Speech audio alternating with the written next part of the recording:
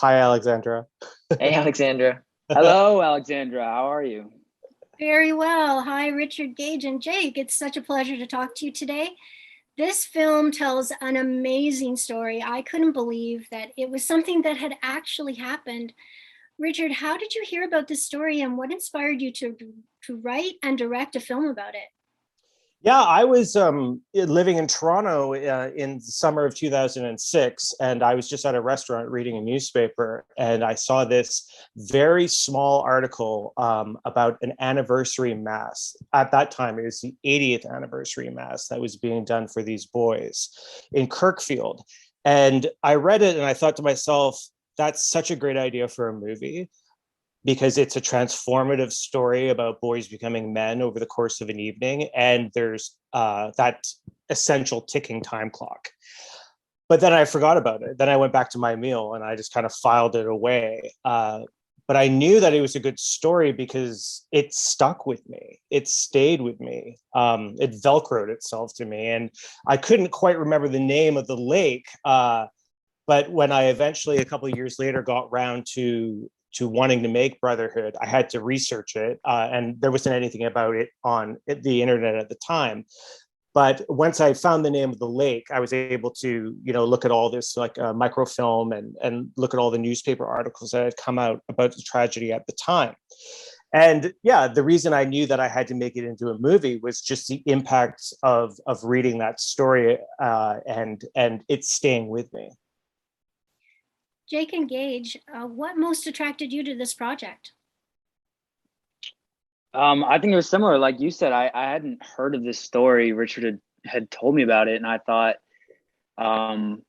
just thought it was crazy that it wasn't more well known, especially in Canada. Like growing up in Canada, it's such a big event, and it kind of got swallowed by time, and it kind of disappeared. And I just thought it was like really a story worth telling. I thought all the characters were interesting. I thought that they were just like amazing heroes and the things that they went through. And yeah, I just really gravitated towards it. I was like, this is a story that needs to be heard and told, and we want to do these boys justice. So that's kind of what interested me.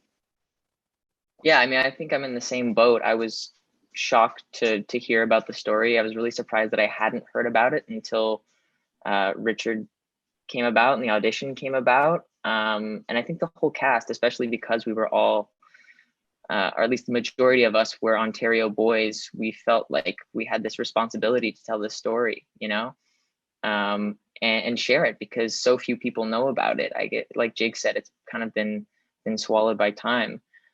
So we were all really excited to do it justice.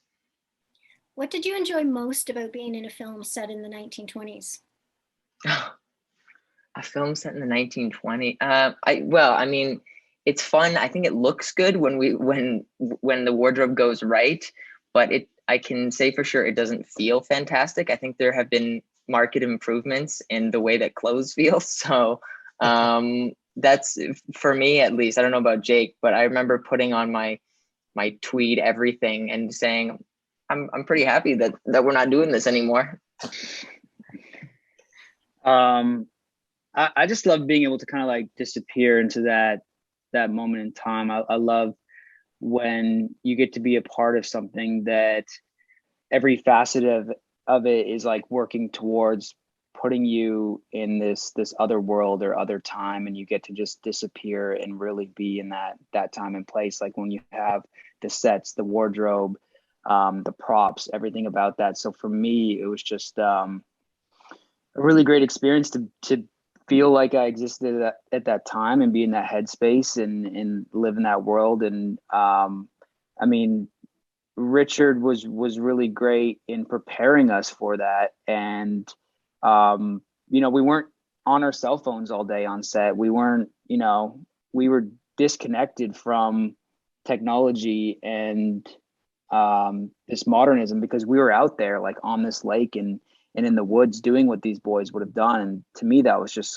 super special. And, to follow Gage, what I didn't like about the time period is the cigarettes with no filters that that we were smoking. Those were a little harsh, but that you were smoking. Yes, that I was smoking, you know, but it was massively special to do that, especially that it was a period piece. Also that, I also take that answer because that makes my first one sound so shallow and vapid. Thank you, Jake. Richard, Yes. what were you looking for during the casting process? I was looking for the next fleet of exceptional young male actors. So kind of similar. I remember when I was in grade 9 and my drama teacher wheeled in the TV and the VCR and we watched Dead Poets Society. And it was a similar feeling to that. Like, I want to put together this team that resembles the actors who did Dead Poets Society or School Ties or Stand By Me, a cadre of actors who, if you tried to make a movie with them, 15 years later, the budget would be $200 million because their stars had all risen so beautifully. So I was kind of looking for, like the next River Phoenix. And I hope you don't mind the comparison, Jake, but I think I found him with Jake Manley. I'll take that. Jake's also born on the same day as River Phoenix. So I found that out before I cast him. So it all was meant to be. I was also looking for kind of like putting together a hockey game. Like, I was looking for athletes because I knew that because of all the location work, I needed like a rough and tumble group of guys. And it was very interesting because I was not that as a kid. I was very sensitive and insular and just wanted to play with my Star Wars toys. And I never, ever played a sport in my life. But I was looking for sportsmen for Brotherhood because I wanted people who would be fearless and who could run into a lake or climb up a tree or play lacrosse or jump over a fence. And I would say all of the actors who I hired could do that. The ones who didn't need to because that wasn't their character anyway. So for me, it was really thrilling to put together, and it's sort of like putting together a puzzle or playing a chess game where you're just moving actors around to say, what is the best fit and how can I create with the casting director, how can I create cohesion and sparkle and camaraderie, because we'd be shooting the movie so fast. I need actors who are athletes, who are poets, who could bring their A game and just go and drop in and go, because we were moving very fast. Oops. I have to ask you guys, how many days did you spend filming in the water? No, we were in it all told probably for maybe 10 days, Richard. Does that sound right? It was 8 days in the 8 water. days? Yeah. Eight not so unpleasant days, actually. The water we anticipate, or at least I anticipated being in freezing cold water, but the crew very generously made it warm. So when we're shivering, that's not, wish I could say it was like real method. It wasn't. Very warm water. It was too warm. Like, there was times where I was overheating. When we were being physical, I was like, it was like a warm bath. So yeah, the water was not bad. It was it was more cold getting out of it. So we never wanted to get out in between takes. We're just stay in the water. Yeah. We had a bunch of custom made wetsuits too. And we discovered that we didn't need them and that they were in fact kind of impractical. After the first few days, we were all getting out and sort of waddling back to chairs. And I think by day number 3, we ditched the wetsuits and just said, all right, let's use the clothes. Where was this filmed? Because it just looks beautiful, the camp setting. And how long were you there? So it was also 8 days on location. And we shot on the Mishippicotten First Nation, which is in Northern Ontario. And it was an extraordinary location. We were able to do so much more on a First Nation because it's their sovereign land. than we could, say, in a provincial park. Like we had to cut down trees and whatnot. And members of the band worked on the movie, which was very special. And Chief Patricia Tangi, who leads that First Nation, she did a smudge with the actors and the crew before we started. But it was great. Like the dock that you see in the movie, that was made by the First Nation with trees that were felled on the First Nation and put through whatever that machine is. I told you I wasn't sporty. To put through the miller, right? To build the dock. And I think that all those sort of things cumulatively add to the authenticity of the feel of Brotherhood. That it makes it all more true. You have the rough hewn edges. We had a seamster from the First Nation who built some of the props. It all adds to the authenticity. Brotherhood takes place right after an epidemic, which kind of makes it even more relevant for people watching it today. How did the current pandemic affect the release of this movie?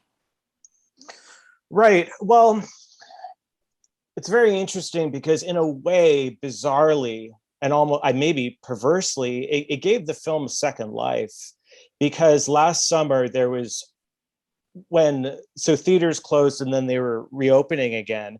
There was a real shortage of new content because Hollywood just froze. So a lot of movie theaters were screening Jurassic Park and E.T. and Back to the Future. And there was only so many of those that you could do.